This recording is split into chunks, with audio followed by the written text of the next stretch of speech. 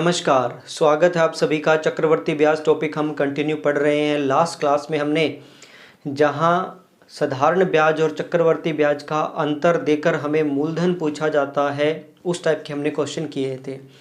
आज की क्लास में उसी कंसेप्ट को हम आगे बढ़ाएंगे, जहां हमें मूलधन भी दे रखा होगा और साधारण ब्याज और चक्रवर्ती ब्याज का अंतर भी दे रखा होगा और हमसे दर पूछी जाएगी। तो इस कंप्लीट कंसेप्ट को हम समझेंगे कि बेसिक तरीका कैसे होगा, ट्रिक कैसे बना, या एग्ज़ाम में हमने क्या अप्रोच लगानी है। ये क्वेश्चन मेनली या तो 2 वर्ष पर पूछा जाएगा या 3 वर्ष पर पूछा जाएगा। तो आज की क्लास में कंप्लीट आपको इसके बारे में मैं पढ़ाऊंगा, सब चीज़ें बताऊंगा। रूल बना तो कैसे बना, बेसिक तरीका क्या रहेगा, ट्रिक क्या था और ट्रिक की क्या लिमिट्स हैं, यानी 3 वर्ष के केस में कहाँ हमारा जो ट्रिक है वो फेल हो जाता है, उसका रीज़न क्या है, सब चीज़ें समझेंगे। तो चलिए शुरुआत करते हैं एक बेसिक क्वेश्चन से। हमारे सामने एक क्वेश्चन है कि 1000 रुपये की राशि है जिसमें 2 वर्ष में चक्रवर्ती ब्याज और साधारण ब्याज का जो अंतर है वो 10 रुपये है। दर बताइए। यानी हमें जो वैल्यू दे रखी है, प्रिंसिपल दे रखा है, मूलधन दे रखा है 1000 रुपये। बिल्कुल बेसिक क्वेश्चन से हमने शुरू किया है। टाइम दे रखा है, वो कितना दे रखा है, 2 वर्ष। दर रेट हमें क्या करनी है, फाइंड करनी है। और जो अंतर दे रखा है किसका, साधारण ब्याज और चक्रवर्ती ब्याज का जो अंतर दे रखा है वो हमारे पास कितना है, 10 रुपये है। ठीक, इसका मैं ऑप्शन भी लिख देता हूँ। एग्जाम में हमारे पास क्वेश्चन आएगा, सपोज उसके 4 ऑप्शन है हमारे पास। 5%, दूसरा ऑप्शन है 10%, तीसरा ऑप्शन है हमारे पास 12.5%, और चौथा ऑप्शन है हमारे पास, कुछ भी ऑप्शन लिख लेते हैं, जैसे 20% मैंने लिख दिया। तो पहली बात आती है दर निकालने का ट्रिक क्या है, फॉर्मूला क्या है। तो दर निकालना है तो रेट के बराबर जो फॉर्मूला होता है वो होता है डिफरेंस बाय प्रिंसिपल का अंडर रूट गुणा में 100। अगर ये फॉर्मूला हम लगा देते हैं किस केस में, जब समय कितना हो, 2 वर्ष हो, तो हमें दर मिल जाएगी। अब ये बना कैसे, उस चीज़ पर भी आएंगे। और फिर अगर बाई चांस ये दिमाग से निकल गया, हम एग्ज़ाम में ना याद रहा, तो हमने क्या अप्रोच लगानी है वो भी हम समझेंगे। देखिए हमारे पास डिफरेंस कितना है, 10 है। तो रेट अगर हमें फाइंड करना है तो डिफरेंस 10 है बटा प्रिंसिपल, मूलधन हमारे पास कितना है, 1000 रुपये है। तो बटा 1000 का क्या है, अंडर रूट, और गुणा में क्या है, 100। अब अगर इसे सोल्व करते हैं तो 0 से 0 कैंसिल हो गई, 1/100 है, और 1/100 का अंडर रूट है, 1 का अंडर रूट 1 होता है, 100 का अंडर रूट होता है 10, और गुणा में क्या है, 100। 1 0 से 1 0 कट गई, और दर कितनी आ गई, 10% आ गई। यानी इस क्वेश्चन में दर कितनी है, 10% है। वैसे तो इसको देख के ही आप समझ जाओगे कि 1000 रुपये के केस में 2 वर्ष से 10% आएगी, फिर भी हम तरीका समझ रहे हैं।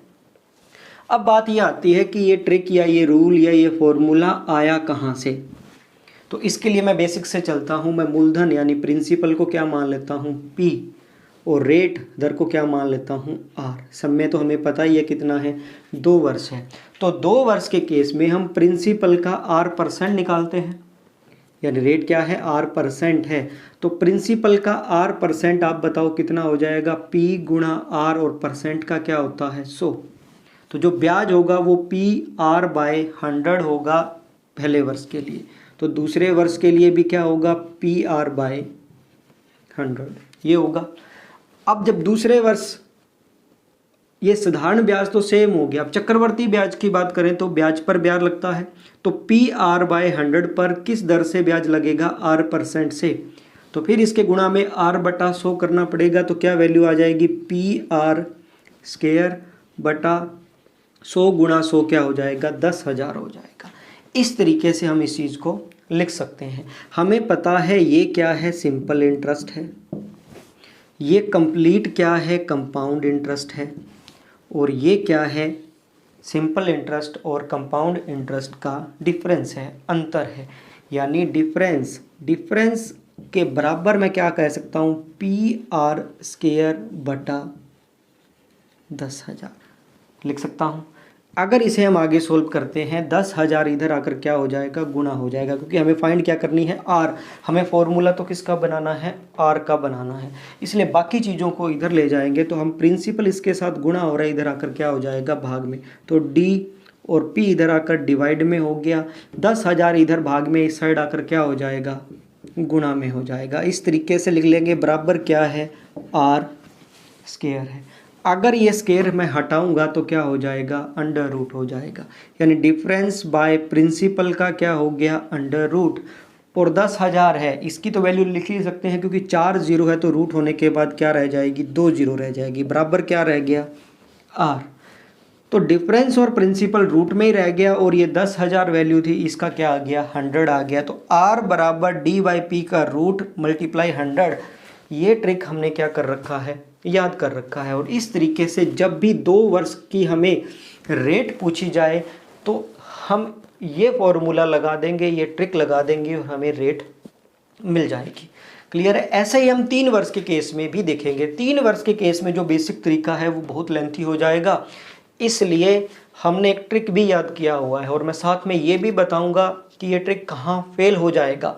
अब बात ये आती है कि या तो आप इसको याद रखिए, इन केस आप ये ना याद रख पाओ या भूल जाओ तो हमने एग्ज़ाम में क्या अप्रोच लगानी है वो देखते हैं। उस केस में हम ऑप्शन भी उठा सकते हैं। ऑप्शन उठाकर हम कैसे कर सकते हैं वो देखते हैं। जैसे हमारे पास जो प्रिंसिपल है वो कितना है, 1,000 रुपये है। प्रिंसिपल है 1,000 रुपये, 2 वर्ष है। अगर मैं पहला ऑप्शन उठाता हूँ, हमें पता है इसका आंसर 10% आएगा, हम पर एक ऑप्शन ये उठा के देख लेते हैं 5%। तो 5% के हिसाब से बताओ प्रिंसिपल का जो ब्याज हो जाएगा वो कितना हो जाएगा, आपका हो गया 50 रुपये हो जाएगा। तो पहले वर्ष भी 50 रुपये ब्याज और दूसरे वर्ष भी 50 रुपये ब्याज। उसके बाद 2 वर्ष है तो इसका आगे 5% ब्याज पर ब्याज लगेगा। तो 5% कितना हो गया, 2.5 हो गया। क्लियर है। और यही क्या होता है, अंतर होता है। यानी 1,000 रुपये प्रिंसिपल के केस में अगर मैं दर 5% उठाता हूं तो डिफरेंस कितना आएगा, 2.5 आएगा। पर डिफरेंस आना कितना चाहिए, 10। इसका मतलब हमारा ये ऑप्शन क्या है, गलत है। हम दूसरा ऑप्शन उठाते हैं 10%। अगर मैं 10% ऑप्शन उठाऊं तो 10% इसके हिसाब से ब्याज कितना हो गया, 100। यहाँ भी कितना हो गया, 100 हो गया। क्लियर है। और फिर ब्याज पर ब्याज लगेगा किस हिसाब से, 10% के, क्योंकि ऑप्शन मैंने क्या उठाया है, 10। तो 100 का 10% कितना हो गया, 10। क्या यही साधारण ब्याज और चक्रवर्ती ब्याज का अंतर होता है, 10 रुपये है और क्वेश्चन में कितना दे रखा है, 10 रुपये। इसका मतलब हमारा ये ऑप्शन ठीक है। मैं फिर से रिपीट करता हूँ, 2 वर्ष के केस में अलग कंसेप्ट बनेगा, 3 वर्ष के केस में अलग कंसेप्ट बनेगा, पर ऑप्शन आप दोनों में लगा सकते हो। 2 वर्ष के केस में अगर आपको ये फॉर्मूला याद है तो आप हर एक क्वेश्चन में लगा सकते हो, पर 3 वर्ष के केस में जो ट्रिक हमने बना रखा है या हमने जो समझ रखा है, या जिस बच्चे ने पहले नहीं समझा हुआ वो आज की क्लास में समझ लेगा, उसकी लिमिट रहेगी, वो हर क्वेश्चन में नहीं लग पाएगा। इसलिए कहीं ना कहीं हमें ऑप्शन उठाना ही पड़ेगा। इसलिए मैं ये सजेस्ट करूंगा कि आप हर क्वेश्चन को ऑप्शन से ही करो, ज़्यादा बेटर रहेगा। एक क्वेश्चन 2 वर्ष का और देख लेते हैं, उसके बाद हम 3 वर्ष के कंसेप्ट पर चलेंगे जो बहुत इंपॉर्टेंट है। तो नेक्स्ट क्वेश्चन है आपके सामने कि 50,000 रुपये की राशि है जिस पर 2 वर्ष में चक्रवर्ती ब्याज और साधारण ब्याज का जो डिफरेंस है, अंतर है, वो हमें दे रखा है कितना, 320 रुपये। दर पूछी गई है, यानी प्रिंसिपल कितना है, 50,000, टाइम कितना है, 2 ईयर है, और हमें जो पूछा गया है वो रेट पूछा गया है। तो पहला तरीका, रेट के बराबर एक फॉर्मूला है, क्या है, डिफरेंस बाय प्रिंसिपल का अंडर रूट और गुणा में 100। अगर इसे हम सॉल्व कर लेंगे तो हमें दर मिल जाएगी। 2 वर्ष के केस में हर एक केस में इस तरीके से हम फाइंड कर सकते हैं। अंतर कितना है, 320 बटा मूलधन प्रिंसिपल है 50,000 और गुणा में क्या हो जाएगा, 100। इसे हम पहले सॉल्व करेंगे ताकि हम इसका रूट कर पाएँ। तो 0 से 0 कट जाएगी, ये 2 पर कटेगा 16 और ये 2 पर कटेगा 2500। तो 16 का अंडर रूट कितना होगा, 4, और 2500 का अंडर रूट कितना होगा, 50, गुणा क्या है, 100। सॉल्व करेंगे तो ये कित पर कट गया, 2 पर 4 दूना 8, यानी रेट है वो कितनी है, 8% है। ऐसे फाइंड कर सकते हैं। ये फॉर्मूला कैसे बना ये मैं आपको समझा चुका हूँ। या दूसरा तरीका क्या है, मैं ऑप्शन उठा सकता हूँ। जैसे प्रिंसिपल मेरे पास 50,000 है तो मैं पहला ऑप्शन उठा लूँगा 8%। जैसे आंसर इसका 8% आया है तो यही सही होगा। हमें पता है 2 वर्ष के केस में हम इसका क्या निकाल देंगे 8%। तो 1% की वैल्यू कितनी है 500, तो 8% की वैल्यू कितनी हो जाएगी 4,000 हो जाएगी। यानी 4,000 यहाँ हो जाएगा, 4,000 यहाँ हो जाएगा। इसके बाद हमें फिर 8% करना होता है तो 1% की वैल्यू कितनी है 40, तो 40 की 8% की वैल्यू चाहिए तो 8 से गुणा कर देंगे, 8 चौका 32 यानी कितना आ गया 320 आ गया। क्या यही साधारण ब्याज और चक्रवर्ती ब्याज का अंतर होता है? यही डिफरेंस हमें दे रखा है 320। यानी इस क्वेश्चन का जो सही आंसर है वो कितना है 8% है। अगर ये सेटिस्फाई नहीं करता तो हम दूसरा ऑप्शन देखते या तीसरा ऑप्शन देखते, आंसर कर देते। तो दोनों तरीके आपके सामने, आप ऑप्शन उठा सकते हो और आप ये ट्रिक या ये फॉर्मूला याद रख सकते हो। 2 वर्ष के केस में कोई दिक्कत नहीं है। बात तब आएगी जब क्वेश्चन आ जाएगा 3 वर्ष के केस में। वहाँ क्या लिमिट रहेगी, क्या बेसिक रहेगा, क्या फॉर्मूला रहेगा, सब समझते हैं डिटेल से। तो अगला जो क्वेश्चन है कि 4,000 रुपये की राशि पर 3 वर्ष में साधारण ब्याज और चक्रवर्ती ब्याज का जो डिफरेंस है, अंतर है, वो आपको दे रखा है 124 रुपये और दर पूछी गई है। यानी प्रिंसिपल हमें दे रखा है 4,000 रुपये, टाइम हमें जो दे रखा है 3 ईयर दे रखा है, डिफरेंस जो दे रखा है वो दे रखा है 124 रुपये और हमें पूछा क्या गया है, रेट पूछा गया है। अब देखो 3 वर्ष का केस आ गया। इससे जो पहले हमने क्वेश्चन किए थे वो 2 वर्षों के थे। 3 वर्ष के लिए जो हमारे पास ट्रिक होता है वो क्या होता है 3x + 1/x = difference by principal. अब इसको कैसे यूज करना है, ये कैसे बना और इसकी लिमिट क्या है, कौन से क्वेश्चन में ये नहीं लग पाएगा, सब चीज़ समझेंगे। उससे पहले बेसिक समझ लेते हैं। जैसे 2 वर्ष के केस में किया था उसी तरीके से हम 3 वर्ष के केस में भी कर सकते हैं। प्रिंसिपल P और दर हमने क्या मान ली R%।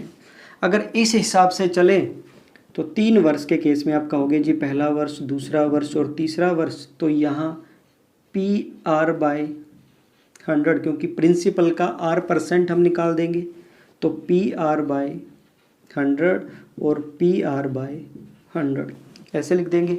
उसके बाद ब्याज का ब्याज निकालना होता है तो इसका क्या करना होगा R%, तो इसका R% करेंगे तो क्या हो जाएगा PR²/10,000 और यहाँ भी ब्याज लग जाएगा PR²/10,000 और उसी तरीके से इसका भी ब्याज लग जाएगा PR²/10,000, ये 10,000। फिर इस ब्याज का भी ब्याज लगेगा तो R% निकालेंगे तो फिर R से गुणा होगी तो क्या हो जाएगा PR³/4 टाइम 0 आ जाएगा। यहाँ 2 0 थी, फिर गुणा में बटा में 100 था तो 4 0 हो गई। अब 0 कितनी हो गई 6 हो गई। अब आप बताइए 3 वर्ष के केस में क्या साधारण ब्याज और चक्रवर्ती ब्याज का जो डिफरेंस है वो ये है इतना, ये इतनी वैल्यू क्या है, अंतर है किसका, साधारण ब्याज और चक्रवर्ती ब्याज का। तो हम कह सकते हैं डिफरेंस बराबर ये PR²/10,000 ये कितनी बार है 3 बार है, तो इसको ऐसे लिख सकता हूँ 3 टाइम PR² और 1 4 टाइम 0 प्लस ये, क्योंकि इनको जोड़ेंगे तीनों को और एक ये क्या है PR³ और 0 कितनी है 6 टाइम है। क्लियर। इसे हमने सोल्व करना है तो अगर इसका एलसीएम हम ले लें तो इसको आगे इस तरीके से लिखेंगे। एलसीएम लेंगे तो बटा में कितनी आएगी 6 0 आएगी, इसका भाग देंगे तो 2 0 आएगी, तो इसे लिख सकता हूँ 300 PR² + PR³। इस तरीके से हम लिख सकते हैं।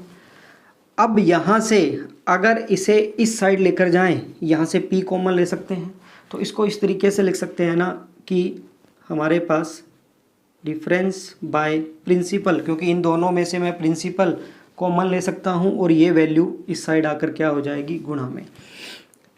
गुणा में 1 2 3 4 5 6 0 है और इधर क्या है 300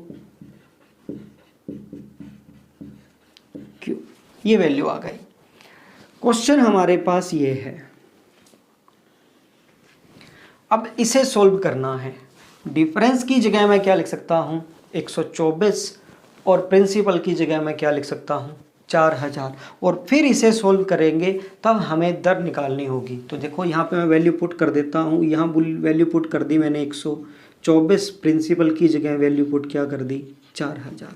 3 0 से 3 0 कैंसिल हो गई, 4 से तो 4 तिया 12, 4 1 4 31। तो मेरे पास जो वैल्यू आ गई वो कितनी आ गई 31,000 बराबर आ गया 300, क्योंकि ये प्रिंसिपल मैं उधर ले गया था, ठीक है, यहाँ से सॉरी कॉमन लेकर पी मैं उस साइड ले गया था, होप आप अंडरस्टैंड कर पाए होगे। पी तो उधर चला गया था दोनों में से कॉमन लेकर, तो ये रह गया 300 r square plus r cube. ये हमारे पास रिजल्ट आ गया। अब यहाँ से हमें जज करना है कि R की वैल्यू क्या है। तो अब हमें सेटिस्फाई करने के लिए R का कुछ ना कुछ मान रखना पड़ेगा।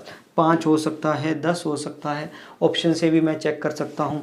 यहाँ अगर मैं R का मान 10 रखता हूँ तब ये सेटिस्फाई होगा, क्योंकि इधर कितना है 31,000 है। इधर R का स्क्वायर करेंगे तो कितना हो गया 100, और 100 की गुणा 300 से करेंगे तो 300 में 2 जीरो और लग जाएगी। R का क्यूब करेंगे तो वैल्यू कितनी आ जाएगी 1000। अगर मैं इन दोनों को जोड़ूंगा तो इधर भी 31,000 है और इधर भी क्या हो जाएगा जोड़ने के बाद 31,000। यानी R किस वैल्यू पर सेटिस्फाई हो रहा है 10 पर। तो इस क्वेश्चन का आंसर क्या होगा 10% होगा। यानी लास्ट में जाकर आपको इसको सेटिस्फाई करवाना पड़ेगा, तब जाकर आप इसका आंसर दे सकते हो। तो ये तरीका तो लेंथी हो गया, ना तो हमें कंपटीशन एग्ज़ाम में इतना हमारे पास टाइम होता है और ना ही हमें जजमेंट करने का इतनी ज़रूरत है। ये सिर्फ समझने के लिए था कि 3 के केस में हम कैसे बेसिक से सोल्व करते हैं। अब बात आती है मेन इस ट्रिक पर, ये कैसे बना या इससे आंसर कैसे आएगा, और फिर अगर ये सब जगह ना लग पाए तो हमने एग्ज़ाम में अप्रोच लगानी क्या है, उस पर चलते हैं। अब एक बात हम समझ चुके हैं कि इस क्वेश्चन का जो आंसर है वो कितना है 10% है।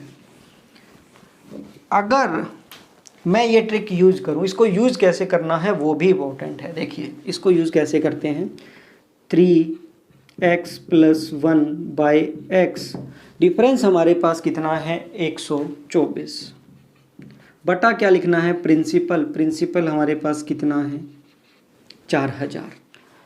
हमें इसको वहाँ तक सोल्व करना है जहाँ 3 वर्ष का केस है, तो इसका हम क्यूब रूट कर पाएँ। तो आप देखो इसको 4 पर सोल्व करेंगे तो 4 तिया 12, 4 1 4, 4 पर सोल्व किया तो ये वैल्यू कितनी आ गई 1000। मैं फिर से रिपीट कर रहा हूँ, 3 वर्ष है तो इसको वहाँ तक सोल्व करेंगे जहाँ इस प्रिंसिपल का क्यूब रूट हो पाए। तो अब बताओ 1000 किसका क्यूब है 10 का, यानी 1000 का क्यूब रूट क्या होगा 10। तो 1000 10 है, इसका मतलब x की जो वैल्यू क्या है वो 10 है। अब इस वैल्यू को हमें क्रॉस चेक करना पड़ेगा, क्या ये ऊपर वाले में भी सेटिस्फाई हो रही है। तो 10 की वैल्यू अगर मैं यहाँ रखूँ तो 10 दिया 30 और 1 31, यानी यहाँ x की वैल्यू हमारे पास क्या आ गई 10 आ गई। अब भी ये 10% आंसर नहीं है यहाँ, तो चलो ठीक है आंसर 10% ही है, पर हर बार ऐसे 10% नहीं दे पाएंगे। ये 10 क्या आया है, ये फ्रैक्शन आया है, यानी x की वैल्यू 10 आई है, ये फ्रैक्शन की वैल्यू आई है, यानी 1/10। और 1/10 का मतलब क्या होता है 10% होता है। आगे चलकर क्योंकि ये 10% है और 1/10 का मतलब ही 10% होता है, इसलिए हम डायरेक्ट इसको ये समझ रहे हैं। अभी अगले क्वेश्चन से आपको और बेटर समझ में आएगा। यानी x क्या आता है, हमेशा आपके पास फ्रैक्शन आती है। अब ये क्यों हुआ, ये फॉर्मूला कैसे बना, उस चीज़ पर आते हैं। देखिए अब इसमें हमें पता है 10% हमारा क्या है दर है, इसका आंसर 10% है। अगर मैं अब बेसिक से चलूँ 10% की फ्रैक्शन क्या होती है 1/10।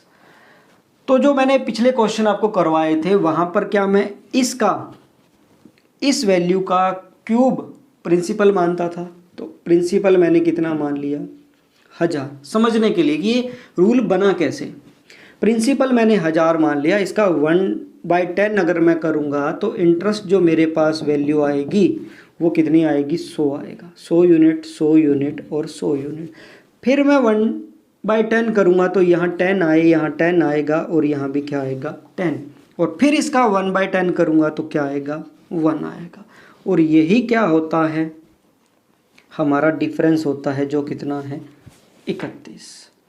यानी कि हर बार ये 10 है वो 3 बार जुड़ेगा और 1 जुड़ेगा, क्योंकि जब मैंने इसका क्यूब ही प्रिंसिपल माना है, इसका क्यूब ही प्रिंसिपल माना है, तब हमारे पास ऐसी वैल्यू आएगी इस तरीके से।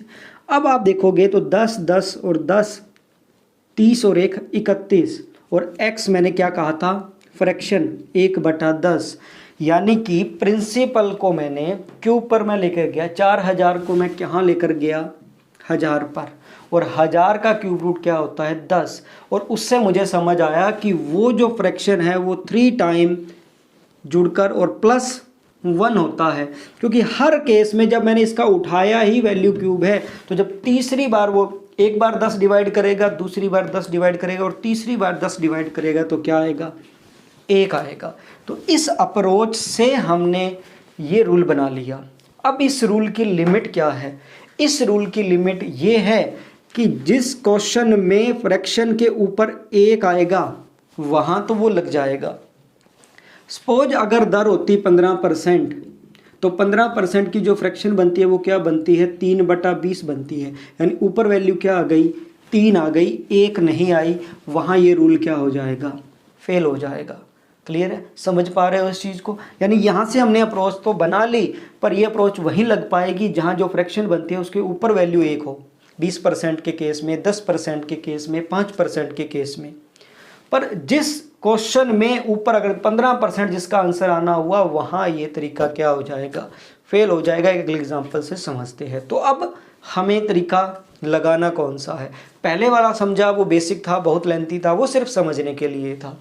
ये तरीका हमने समझ लिया, ये बना कैसे ये भी समझ लिया, पर हमें एग्ज़ाम में कैसे पता लगेगा कि जो आंसर है वो 10% है या 6% है। अगर आंसर 6% हुआ तो 6% की देखो फ्रैक्शन क्या हो जाएगी 3/50 हो जाएगी, वहाँ ये तरीका क्या हो जाएगा फेल हो जाएगा। इसलिए मैं कह रहा हूँ कि जो भी अंतर देकर दर पूछता है उसमें बाकी चीज़ों को छोड़कर हमने सिर्फ क्या उठाना है ऑप्शन उठाना है और ऑप्शन से आंसर करना है। जैसे इस क्वेश्चन में देखते हैं, अब इस क्वेश्चन में मैं बाकी चीज़ें सब खत्म कर देता हूँ। ये सिर्फ समझाने के लिए था कि कौन सा तरीका सही रहेगा, किस तरीके की क्या लिमिट है और कौन सा तरीका लेंथी है। अब प्रिंसिपल मेरे पास 4000 है, अगर मैं पहला ऑप्शन उठाता हूँ 5%, तो 5% के हिसाब से आप कहोगे जो ब्याज बनेगा वो इसका कितना बनेगा 200 रुपये। तो 200 रुपये यहाँ ब्याज है, 200 रुपये यहाँ ब्याज है और 200 रुपये यहाँ ब्याज है।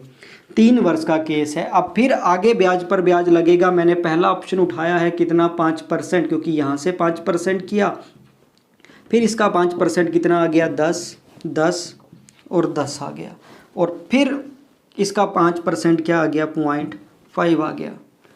तो ये क्या मिलकर 124 हैं, ये तो मिलकर कितने हैं 30.5 है, यानी ये 124 नहीं है। तो पहला ऑप्शन हमारा क्या है गलत है। अब अगर मैं दूसरा ऑप्शन उठाऊं जो कि क्या है हमारे पास 10%, और वही हमारा आंसर भी आ रहा है। दूसरा ऑप्शन मैंने उठाया 10%, तो यहाँ ब्याज कितना आ गया 400, यहाँ भी 400, यहाँ भी 400। फिर आप कहोगे जी इसका आगे 10% जो करना है उसके हिसाब से ब्याज कितना आ गया 40, यहाँ भी 40 और यहाँ भी 40, और फिर ब्याज का ब्याज आगे 10% जो कितना आ गया 4। तो यही अंतर हमारे पास है। तो 40 दिया 120 और 4 124। अगर 4000 प्रिंसिपल है और मैं 10% दर मानता हूं तो मेरे पास डिफरेंस कितना आएगा 124 रुपये आएगा। और वही क्वेश्चन में हमें दे रखा है, इसलिए दर हमारी क्या हो गई 10%। ये वाला ऑप्शन क्या है सही है। और यही तरीका मैं आपको सजेस्ट करूंगा कि आप इस तरीके से क्वेश्चन करिए, अदरवाइज़ दूसरे जो तरीके हैं वो क्या हो जाएंगे फेल हो जाएंगे। पहले वाला तरीका फेल नहीं होगा पर वो बहुत लेंथी है, दूसरे वाला तरीका फेल हो जाएगा। कहाँ हो जाएगा ये मैं बता चुका हूँ। तो अप्रोच हमारी ये होनी चाहिए। क्लियर है। अगला एग्जाम्पल देखते हैं जहाँ हमारे पास उस तरीके की फ्रैक्शन बनेगी, उसमें कैसे आपका जो ट्रिक था वो फेल होगा, उस चीज़ को हम समझते हैं नेक्स्ट एग्जाम्पल से। तो नेक्स्ट जो क्वेश्चन है कि 16,000 रुपये की राशि 3 वर्ष में साधारण ब्याज और चक्रवर्ती ब्याज का जो अंतर है वो 1100 उसका 34 रुपये है। 16,000 रुपये की राशि है, प्रिंसिपल 16,000 है और 3 वर्ष में जो डिफरेंस है वो दे रखा है 1134। रेट बताओ, दर हमें पूछी गई है। तो वही सबसे पहला तरीका, आप ऑप्शन उठा लीजिए। मैं 15% ऑप्शन उठा लेता हूँ। हमारे पास तरीका ये था, एक 3x + 1/x और इक्वल टू क्या है, डिफरेंस बाय प्रिंसिपल। पर मुझे नहीं पता है कि जो आंसर आ रहा है वो, अगर ये दोनों आ रहे हैं आंसर, क्योंकि अगर ये आंसर हुआ तो इसकी फ्रैक्शन क्या होगी, 1/10। अगर ये आंसर हुआ तो इसकी फ्रैक्शन क्या होगी, 1/8। अगर आंसर ये दोनों हुए तो ये तरीका लग जाएगा। अगर आंसर इन दोनों में से हुआ 15%, इसकी फ्रैक्शन क्या हो गई, अगर इसमें 5 का भाग दूँ तो 3/20। अगर ये हुआ तो 2 का भाग दूंगा, 3/50। अगर ये दोनों आंसर हुए तो ये तरीका क्या हो जाएगा, फेल हो जाएगा। इसलिए हमें नहीं पता, तो हम इस चीज़ को स्किप करेंगे, हम डायरेक्ट ऑप्शन उठाएंगे। तो पहला ऑप्शन है 15%। अगर मैं 15% ऑप्शन उठाता हूं तो 16,000 का 15% कितना हो जाएगा, 2400 रुपये हो जाएगा। तो पहले वर्ष भी 2400 ब्याज है, दूसरे वर्ष भी 2400 रुपये ब्याज है और तीसरे वर्ष भी 2400 रुपये ब्याज है। फिर आगे इसका 15% करना है तो 15% कितना हो जाएगा, 240 और 120 360 हो जाएगा। तो यहाँ ब्याज 360, यहाँ और इसका भी 360। फिर ब्याज का आगे ब्याज लगेगा 15% के हिसाब से। 15% इसका कितना हो गया, 36। देखो 10% कितना है, 36 और 5% कितना है, 18। 36 और 18 कितना होता है, 54। ये हमारे पास क्या होता है, डिफरेंस। अगर मैं इसको जोड़ूं तो 36 दिया 108, मतलब 1080 और 54। इसे जोड़ते हैं तो 4, 13 और 1 कितना आ गया, 1134। और 1134 ही हमें डिफरेंस दे रखा है। इसका मतलब पहला ऑप्शन ही हमारा ठीक है। क्लियर है, समझ पाए? इस तरीके से हम इसको सेटिस्फाई करके आंसर दे सकते हैं। अब देखो 15% की फ्रैक्शन कितनी है, 3/20 है। ये अप्रोच नहीं काम करेगी क्योंकि वहाँ फ्रैक्शन 3/20 बन गया। ये आपका आंसर नहीं निकाल पाएगा। ट्रिक देखो, मैं समझा देता हूँ कैसे नहीं निकाल पाएगा, और फिर एक क्वेश्चन ऐसा भी ले लूँगा जिससे इससे भी आंसर आ जाए। एक एग्जांपल और ले लेंगे इसमें। अब देखो वो क्यों फेल हो जाएगी। अगर मैं इसको इस तरीके से सॉल्व करता हूँ कि 3x + 1/x और डिफरेंस कितना है, 1134/16,000। तो हमें इसको सॉल्व करना होता है, ऐसी वैल्यू निकालनी होती है जिससे इसका क्या हो जाए, प्रॉपर हम क्या कर पाएँ, क्यूब कर पाएँ। तो देखने से पता लग रहा है अगर 2 पर काट दें तो कितना आ जाएगा, 8,000 आ जाएगा। ठीक है, 8,000 आ गया और ऊपर जो वैल्यू आ जाएगी वो 5 दूना 10, 6 दूना 12 और ये आ जाएगा। अब हमें ये चीज़ तो समझ में आ गई कि 8,000x तो 20 का क्यूब है, 3 वर्ष है तो क्यूब ही चेक करना है। पर 20 अगर मैं यहाँ पुट करूँगा तो 20 दिया 60 और एक क्या हो जाएगा, 61 हो जाएगा। पर इधर वैल्यू तो क्या है, इधर वैल्यू तो हमारे पास क्या है, 567 है। इसका मतलब ये 20 काम नहीं कर पाएगा। अगर मैं इस 20x का मान 20 मान भी लेता हूँ तो इसका क्या होता है, ये फ्रैक्शन होती है, यानी 1/20। 1/20 का मतलब तो क्या है, 5% है। पर हमने देखा जो फ्रैक्शन आ रही थी वो तो 3/20 थी, यानी इस 5 का ऊपर 3 भी आ रहा था, तो 5 का 3 गुना 15। पर इससे हमें नहीं पता लग पाएगा कि ऊपर 3 आएगा, 2 आएगा, 1 आएगा या क्या आएगा। समझे? तो ये तरीका फेल हो जाएगा इस कंडीशन में। एक लास्ट एग्जांपल, ये वीडियो ज़्यादा लंबी तो नहीं है पर बहुत इंपॉर्टेंट है। मैंने हर एक एंगल दर के केस का आपको समझाया है। एक और एग्जांपल जो ऑप्शन से भी हो जाए और इस तरीके से भी हो जाए और ले लेते हैं ताकि आप और अच्छे तरीके से इसको समझ पाओ। तो अगला क्वेश्चन है कि 30,720 रुपये की राशि 3 वर्ष में, टाइम हमें दे रखा है 3 वर्ष, साधारण ब्याज और चक्रवर्ती ब्याज का जो अंतर है, डिफरेंस है, वो कितना प्राप्त करती है, 1500 रुपये प्राप्त करती है। दर बताइए। रेट हमें फाइंड करनी है। ये एग्जांपल ऐसा है, मैंने दोनों तरीके से सोल्व हो पाए ऐसा एग्जांपल लिया है। जैसे हमारे पास जो ट्रिक क्या है, 3x + 1/x equal to difference by principle. देखो अगर इस अप्रोच से क्वेश्चन सोल्व होगा तो वो सेटिस्फाई करना चाहिए। जैसे 3x + 1/x, डिफरेंस हमारे पास कितना है 1500 और प्रिंसिपल कितना है 30,720। अगर इसे सोल्व करें, वहाँ तक सोल्व करना है ताकि हम प्रॉपर इसका क्या कर पाएँ, क्यूब रूट कर पाएँ। तो इसका क्यूब रूट नहीं हो पाएगा अभी। क्यूब हमें 25 तक अच्छे से याद होने चाहिए, तभी कंपाउंड इंटरेस्ट के जो क्वेश्चन हम इजीली कर सकते हैं। आगे इसको सोल्व करें तो 10 और 2 12, यानी ये 3 से कट रहा है, ये भी 3 से कट रहा है, तो वैल्यू आ गई 50। यहाँ 10 और 24 दिया 72, ये वैल्यू आ गई। आगे भी ये 2 से कट रहा है, कितना आ गया 25, और ये 2 से कटेगा तो कितना आ गया 512। क्या 512 किसी का क्यूब है? बिल्कुल है। किसका? 8 का। यानी x का मान क्या है 8। अब चेक ये करना है क्या ये ऊपर वाली वैल्यू को सेटिस्फाई कर रहा है या नहीं कर रहा। तो 8 दिया 24 और 1 25, ये बिल्कुल 25 सेटिस्फाई कर रहा है। ये कब करेगा? ये तभी करेगा जब हमारे आंसर की जो रेट है उसकी फ्रैक्शन 1 बटा कुछ होगी। अगर ऊपर वैल्यू 2 3 या 4 हुई तो फिर ये तरीका हमारा क्या हो जाएगा, फेल हो जाएगा। पर अभी ये इसमें सही कर रहा है। तो अब x का मान कितना आया है 8। अब गलती एक और हो सकती है, 8 आप देखते ही 8% आंसर नहीं कर सकते, क्योंकि x क्या आया है, ये फ्रैक्शन आई है ना कि आंसर आया है। x का मान 8 है, इसका मतलब जो दर की फ्रैक्शन है वो कितनी है 1/8 है। और दर की फ्रैक्शन 1/8 है तो वो परसेंट 1/8 कितना होता है 12.5%। और आंसर हमारा क्या है 12.5% है। मैं फिर से रिपीट कर रहा हूँ, जो पहला क्वेश्चन मैंने 3 ईयर का समझाया था वहाँ x का मान 10 आया था। उस टाइम भी मैंने कहा था 10 रेट नहीं आई है, 10 आया है, वो फ्रैक्शन का मान आया है। यानी ये 8 है, ये फ्रैक्शन आई है। क्यों आई है इस डिटेल से बता चुका हूँ। आप एक बार दोबारा से इस वीडियो को देखिए, आप पूरे कंसेप्ट को समझ पाएंगे। तो 1/8 यानी आंसर कितना होगा 12.5% होगा। ये तरीका आप लगा सकते हो। अदरवाइज हमारे पास क्या है तरीका ऑप्शन का, हम ऑप्शन भी उठा सकते थे। देखिए ऑप्शन उठाकर हम कैसे जज कर सकते हैं इस चीज़ को। जैसे प्रिंसिपल हमारे पास 30,720 है। अब ये आंसर है ही तो हम इसी ऑप्शन को उठा लेते हैं 12.5%। रेट मैंने क्या उठा ली 12.5%, और 12.5% का मतलब क्या होता है 1/8। तो सबसे पहले मैं क्या करूँगा, इसका 1/8 करूँगा। 1/8 अगर हम यहाँ करेंगे तो 8 दिया 24, 6 8 8 64, 3 8 चौका 32, 3840 रुपये आएगा। यानी यहाँ भी 3840 रुपये और यहाँ भी 3840 रुपये। अब इस ब्याज पर ब्याज लगेगा किस परसेंट से 12.5% से, इसका मतलब 1/8 करना पड़ेगा। तो 8 8 चौका 32, 6 8 8 64, 480 आ गया। तो यहाँ भी 480 आएगा और यहाँ भी 480 आएगा, क्योंकि इस वैल्यू का भी 1/8 होगा। फिर इसका आगे 1/8 करना पड़ेगा, तो कितना आ गया 8 6 48, 60 आ गया। इस सब को हमने काउंट करना है।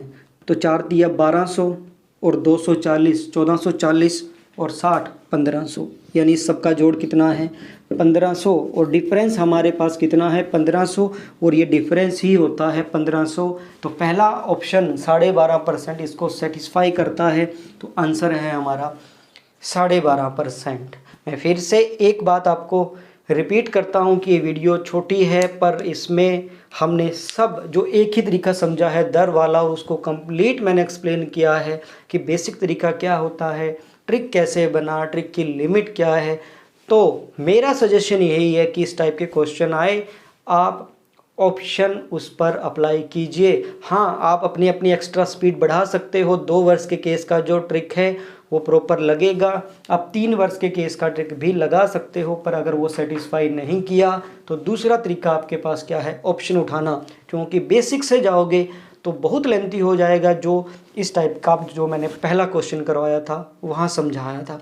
तो होप आप समझ पा रहे हो, सब कंटिन्यू इसको देख रहे हो। और एक जो रिक्वेस्ट मैं हमेशा आपसे कर रहा हूँ, आपको अगर लगता है कि मैं आपको ठीक पढ़ा रहा हूँ, आपको समझ में आ रहा है, तो इस चैनल को बाकी स्टूडेंट तक भी पहुँचाइए, इसको शेयर कीजिए, बाकी छात्रों को, स्टूडेंट्स को इसके साथ जोड़िए।